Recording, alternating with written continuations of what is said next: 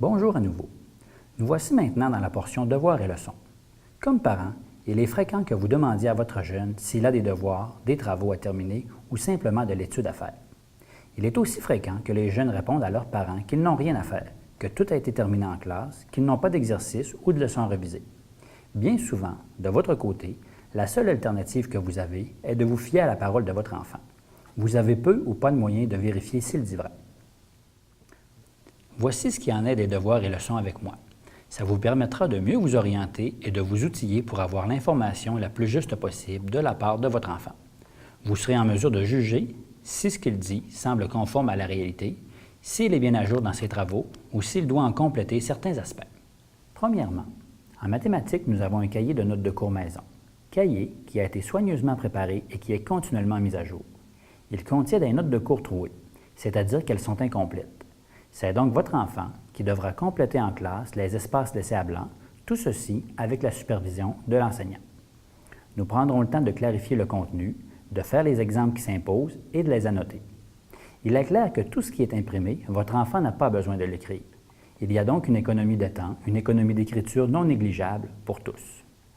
Ce qui laisse plus de temps à votre enfant pour écouter les explications ou les subtilités liées aux exemples à la matière. Votre enfant complète les pages selon les directives, selon les informations que l'enseignant lui dicte, d'écrire ou lui dicte de faire. Il en est de même au fur et à mesure que nous évoluons dans le cahier de notes de cours. Voici donc pour les notes de cours. Comme nous économisons du temps avec la prise des notes de cours, cela nous laisse aussi plus de temps pour faire des exercices ou faire les travaux en classe, ce qui apporte de grands avantages. Dès que votre enfant ne comprend pas, je suis là pour l'aider, l'orienter, le faire cheminer ou lui expliquer ce qui fait défaut. En classe, il lui est plus simple d'évoluer dans les travaux que l'enseignant lui demande de réaliser que d'avancer seul à la maison, sans aide ou avec peu ou souvent pas d'explication. En considérant l'économie de temps en classe, il sera alors moins fréquent que votre enfant ait des travaux à réaliser à la maison, ce qui n'indique aucunement qu'il n'y en ait pas. Un point tout à fait important à souligner. Il ne faut pas oublier que votre enfant dispose de la totalité des corrigés à la maison via le site Web que je mets à sa disposition. Ce sont les mêmes corrigés qui lui sont disponibles en classe. Le site Web, que je mets à jour régulièrement, est un outil indispensable et combien précieux pour bon nombre de jeunes ainsi que pour certains parents. Les jeunes qui sont autonomes ou qui veulent développer cette caractéristique sont servis à souhait avec tous les outils et toutes les possibilités qu'offre le site.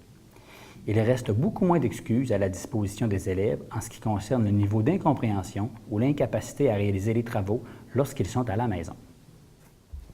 Autre chose que vous devez savoir, j'ai donné ou je donnerai sous peu à chaque enfant une planification annuelle, guidée, période par période, détaillée sur chaque série de problèmes et exercices à réaliser.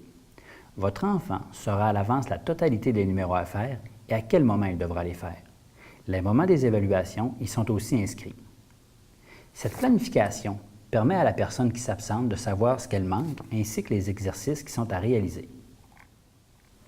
Avec la planification détaillée, période par période, il sera plus simple pour vous de savoir ce qu'il doit faire et s'il a des travaux à terminer.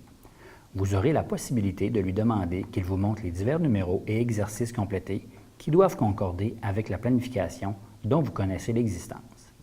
Ce sera à vous d'assumer ce rôle en lui demandant à quelle période nous sommes rendus et de faire les vérifications que vous jugerez bon de faire. Encore là, c'est un moyen pour atteindre la meilleure réussite de la part de votre enfant. Toujours espérer viser le plus haut pour développer les meilleures compétences, les meilleures connaissances et obtenir les meilleurs résultats relatifs à lui-même. Encore une fois, je vous remercie.